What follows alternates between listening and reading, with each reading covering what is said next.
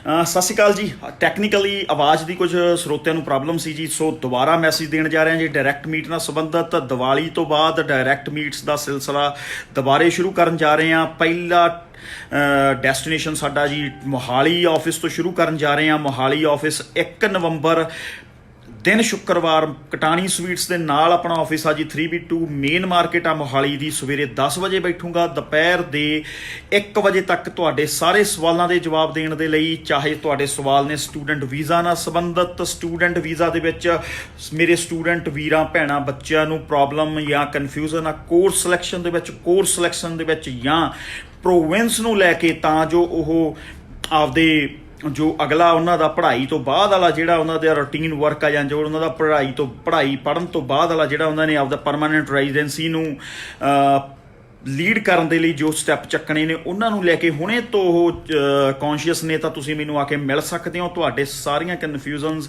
Clear ਕਰਨ ਦੀ ਕੋਸ਼ਿਸ਼ ਕਰੂੰਗਾ ਆਪਦੀ ਜਿੰਨੀ ਕੁ ਇਨਫੋਰਮੇਸ਼ਨ ਮੇਰੇ ਕੋਲ ਹੈ ਉਹਦੇ ਮੁਤਾਬਕ। ਦੂਸਰੇ ਕੈਂਡੀਡੇਟ ਜਿਹੜੇ ਓਪਨ ਵਰਕ ਪਰਮਿਟ ਨਾਲ ਸੰਬੰਧਿਤ ਨੇ, ਰਿਫਿਊਜ਼ਲਸ ਆ ਚੁੱਕੀਆਂ ਨੇ।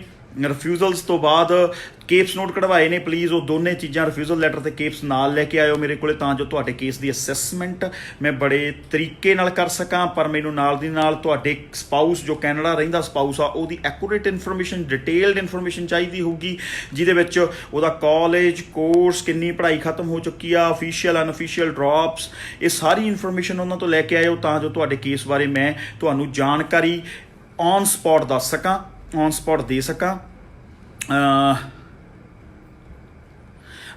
ਫਤਿਹ ਕਾਲੋਂ ਜੀ, ਪੋਸਟ ਗ੍ਰੈਜੂਏਟ ਵਰਕ ਪਰਮਿਟ ਦਾ ਜਿਹੜਾ ਅੱਜ ਟਾਈਮ ਚੱਲ ਰਿਹਾ ਉਹ ਤਕਰੀਬਨ 90 ਡੇਜ਼ ਲੈ ਲੈਂਦੀ ਆ ਹਾਈ ਕਮਿਸ਼ਨ। ਬਟ ਖਾਸ ਕਰਕੇ ਜਿਹੜੇ ਸਪਾਊਸ ਇਕੱਠੇ ਅਪਲਾਈ ਕਰਦੇ ਨੇ ਉਹਨਾਂ ਦਾ ਤਾਂ ਪੂਰੇ 3 ਮਹੀਨੇ ਦਾ ਸਮਾਂ ਲੱਗ ਰਿਹਾ, ਨਹੀਂ ਤਾਂ ਘੱਟ ਸਮੇਂ 'ਚ ਵੀ ਆ ਜਾਂਦਾ। ਸੋ ਇਟ ਡਿਪੈਂਡਸ, ਬਟ 3 ਮਹੀਨਿਆਂ ਦੇ ਵਿੱਚ ਆ ਜਾਂਦਾ। ਸੋ ਫਤਿਹ ਕਾਲੋਂ ਜੀ, ਇਹ ਪ੍ਰੋਸੈਸਿੰਗ ਟਾਈਮ ਤੁਸੀਂ ਲੈ ਕੇ ਚੱਲੋ 3 ਮੰਥਸ।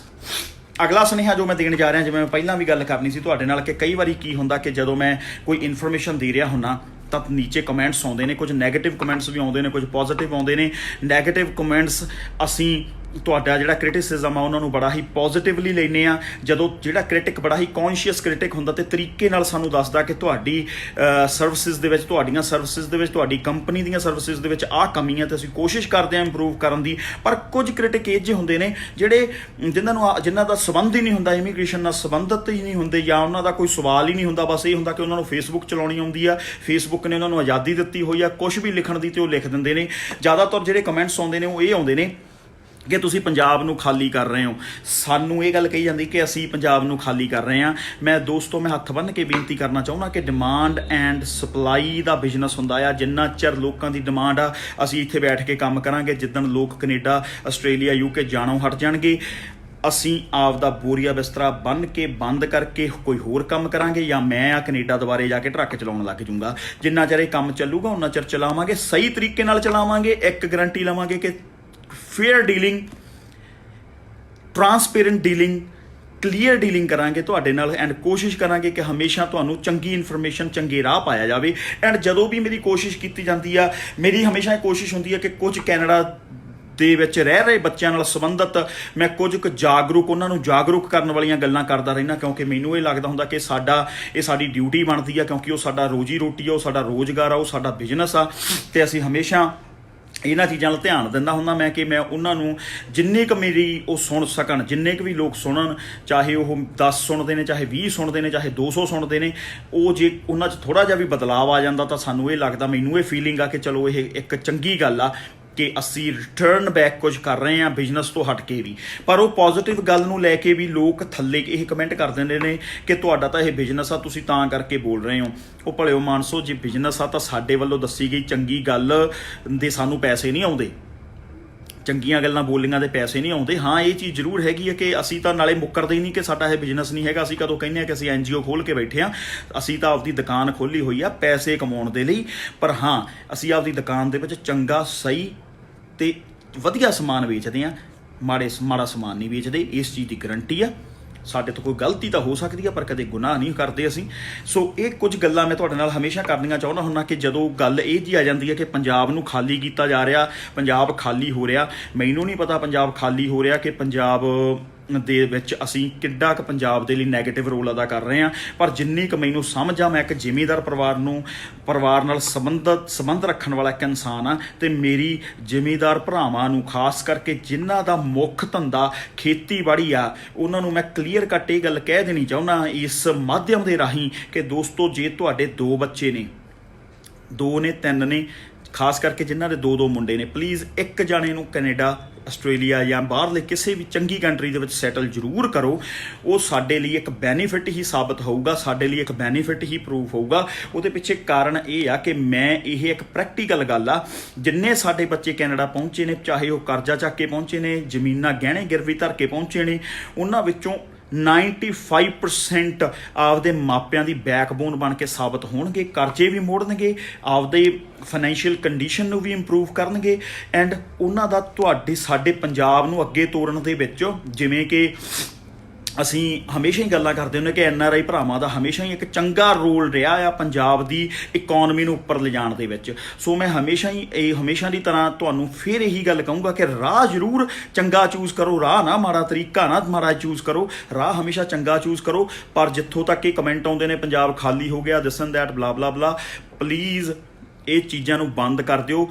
ਪੰਜਾਬ ਕਿਤੇ ਨਹੀਂ ਖਾਲੀ ਹੋਇਆ। ਜੇ ਸਾਡਾ ਯੰਗਸਟਰ ਇੱਕ ਚੰਗੀ ਸੋਚ ਲੈ ਕੇ ਜਾਂ ਇੱਕ ਚੰਗੀ ਜ਼ਿੰਦਗੀ ਦੀ ਭਾਲ ਦੇ ਵਿੱਚ ਜੇ ਕਿਤੇ ਨਿਕਲ ਰਿਹਾ ਤਾਂ ਉਹਨਾਂ ਨੂੰ ਜਾਣ ਦਿਓ। ਮੈਂ ਤਾਂ ਉਹਨਾਂ ਨੂੰ ਵੀ ਕਹਿੰਦਾ ਜਿਨ੍ਹਾਂ ਦੇ ਮਾਂ-ਪਿਓ ਇੱਥੇ ਅਫੋਰਡ ਕਰਦੇ ਨੇ ਆਪਦੇ ਬੱਚਿਆਂ ਦੀ ਚੰਗੀ ਜ਼ਿੰਦਗੀ ਤੇ ਚੰਗਾ ਪਾਲਣ ਪੋਸ਼ਣ ਅਫੋਰਡ ਕਰਦੇ ਨੇ, ਉਹਨਾਂ ਦੇ ਆਪਦੇ ਘਰ ਦੇ ਬਿਜ਼ਨਸ ਨੇ, ਉਹ ਵੀ ਆਪਦੇ ਬੱਚਿਆਂ ਨੂੰ 2 ਸਾਲ ਦੇ ਲਈ ਕੈਨੇਡਾ ਜ਼ਰੂਰ ਭੇਜਣ।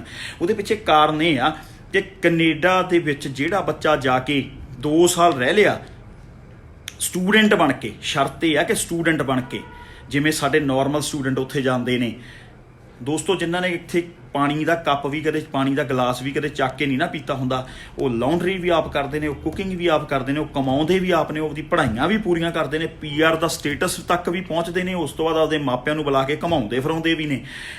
ਤੱਕਲੇ ਦੇ ਵਿੱਚ ਤਾਂ ਫਿਰ ਕੋਈ ਨਾ ਕੋਈ ਵਲ ਵਿੰਗ ਰਹਿ ਜਾਊਗਾ, ਪਰ ਕੈਨੇਡਾ ਵਿੱਚ ਪਲਿਆ ਹੋਇਆ ਤੇ ਕੈਨੇਡਾ ਦੀ ਧਰਤੀ ਦੇ ਉੱਤੇ ਜਵਾਨ ਹੋਇਆ ਤੇ ਕੈਨੇਡਾ ਦੀ ਮਿਹਨਤਕਸ਼ ਜ਼ਿੰਦਗੀ ਦੇ ਥਰੂ ਜਿਹੜਾ ਬੱਚਾ ਲੰਘਿਆ, ਉਹਦੇ 'ਚ ਕੋਈ ਵਿੰਗ ਵੱਲ ਨਹੀਂ ਹੋਊਗਾ। ਇਸ ਚੀਜ਼ ਦੀ ਮੈਂ ਗਰੰਟੀ ਦੇਣ ਨੂੰ ਤਿਆਰ ਹਾਂ। ਭਾਵੇਂ 2 ਸਾਲ ਲਈ ਭੇਜੋ ਆਪਦੇ ਬੱਚੇ ਨੂੰ, 2 ਸਾਲ ਲਈ ਭੇਜੋਗੇ, ਤੁਹਾਡਾ ਬੱਚਾ ਉੱਥੋਂ ਕੁਛ ਸਿੱਖ ਕੇ ਵਾਪਸ ਆਊਗਾ, ਸਿੱਖ ਕੇ ਪਰਤੂਗਾ, ਇੱਕ ਚੰਗਾ ਇਨਸਾਨ ਬਣ ਕੇ ਪਰਤੂਗਾ। ਕਰਟਸੀ ਜਿਹਦੀ ਸਾਡੇ ਲੋਕਾਂ ਦੇ ਵਿੱਚ ਬੜੀ ਵੱਡੀ ਪ੍ਰੋਬਲਮ ਆ, ਛੋਟੀਆਂ ਗੱਲਾਂ, ਪਾਰਕਿੰਗ ਲਾਉਣ ਦਾ ਤਰੀਕਾ, ਕਿਸੇ ਨੂੰ ਗੇਟ ਖੋਲ੍ਹ ਕੇ ਉਹਨੂੰ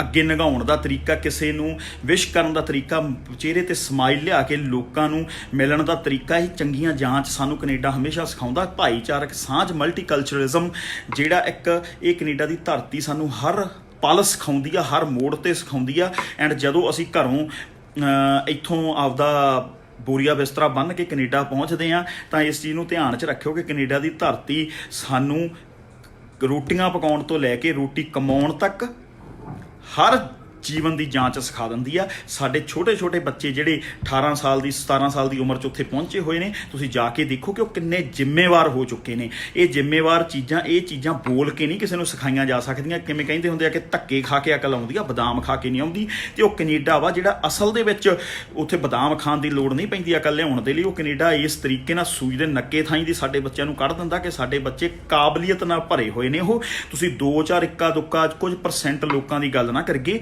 ਜਿਹੜੇ ਮੈਕਸੀਮਮ ਸਾਡੇ ਸਟੂਡੈਂਟ ਨੇ, ਜਿਹੜੇ ਉੱਥੇ ਮਿਹਨਤਾਂ ਕਰ ਰਹੇ ਨੇ, ਜਿਹੜੇ ਉੱਥੇ ਪੜ੍ਹ ਵੀ ਰਹੇ ਨੇ, ਕਮਾਈ ਵੀ ਕਰ ਰਹੇ ਨੇ, ਸੋਹਣੇ ਜੀਵਨ ਵੀ ਨਿਰਵਾਹ ਕਰ ਰਹੇ ਨੇ, ਅਸੀਂ ਉਹਨਾਂ ਦੀ ਗੱਲ ਕਰੀਏ। ਸੋ ਮੇਰੀ ਤਾਂ ਇਹ ਬੇਨਤੀ ਆ ਕਿ ਜਿਹੜੇ ਬੱਚੇ ਅਫੋਰਡ ਵੀ ਕਰਦੇ ਨੇ ਇੰਡੀਆ 'ਚ ਰਹਿਣਾ, ਜਿਨ੍ਹਾਂ ਨੂੰ ਆਪਦੀ ਜ਼ਿੰਦਗੀ ਦੇ ਵਿੱਚ ਆਪਦਾ ਗੋਲ ਜਾਂ ਜਿਨ੍ਹਾਂ ਨੂੰ ਆਪਦਾ ਫਿਊਚਰ ਨਾਲ ਕੋਈ ਦੁਵਿਧਾ ਨਹੀਂ ਹੈ ਜਾਂ ਡਬਲ ਮਾਈਂਡਡ ਨਹੀਂ ਕਿ ਉਹਨਾਂ ਨੂੰ ਇਹ ਪਤਾ ਕਿ ਅਸੀਂ ਇੰਡੀਆ 'ਚ ਹੀ ਸੈਟਲ ਹੋਣਾ, ਉਹ ਵੀ ਪੜ੍ਹਾਈ ਤੋਂ ਬਾਅਦ +2 ਕਰਨ ਤੋਂ ਬਾਅਦ 2 ਸਾਲ ਕੈਨੇਡਾ ਜ਼ਰੂਰ ਲਾ ਕੇ ਆਉਣ, ਤਾਂ ਜੋ ਉੱਥੋਂ ਦੀ ਜੀਵਨ ਜਾਂਚ ਜਦੋਂ ਤੁਸੀਂ ਸਿੱਖ ਲਿਓ, ਸਾਰੀ ਜ਼ਿੰਦਗੀ ਤੁਹਾਡੇ ਅੰਦਰ ਵਸ ਜਾਣੀ ਆ ਤੇ ਉਹਨੂੰ ਸਾਰੀ ਜ਼ਿੰਦਗੀ ਤੁਹਾਨੂੰ ਫਾਇਦਾ ਦੇਣਾ। ਸੋ ਇੰਨਾ ਕਹਿੰਦਾ ਹੋਇਆ ਖਿਮਤਾ ਜਾਚਕਾਂ ਜੀ, ਆਸ ਕਰਦਾ ਕਿ ਇਹ ਜਿਹੜੀਆਂ ਮੇਰੀਆਂ ਗੱਲਾਂ ਨੇ ਹੁਣ ਇਹਨਾਂ ਥੱਲੇ ਵੀ ਕੁਝ ਨੈਗੇਟਿਵ ਕਮੈਂਟ ਜ਼ਰੂਰ ਆਉਣਗੇ। ਚਲੋ ਅਸੀਂ ਤਾਂ ਸਾਡਾ ਕੰਮ ਆ ਬੋਲਣਾ, ਅਸੀਂ ਤਾਂ ਬੋਲੀ ਜਾਣਾ। ਜੇ ਤੁਹਾਨੂੰ ਨੈਗੇਟਿਵ ਕਮੈਂਟ ਲਿਖਣ ਦੇ ਲਈ ਫੇਸਬੁੱਕ ਨੇ ਫਰੀਡਮ ਦਿੱਤੀ ਹੋਈ ਤਾਂ ਸਾਨੂੰ ਬੋਲਣ ਦੀ ਫਰੀਡਮ ਦਿੱਤੀ ਹੋਈ, ਅਸੀਂ ਐਂ ਬੋਲਦੇ ਰਵਾਂਗੇ।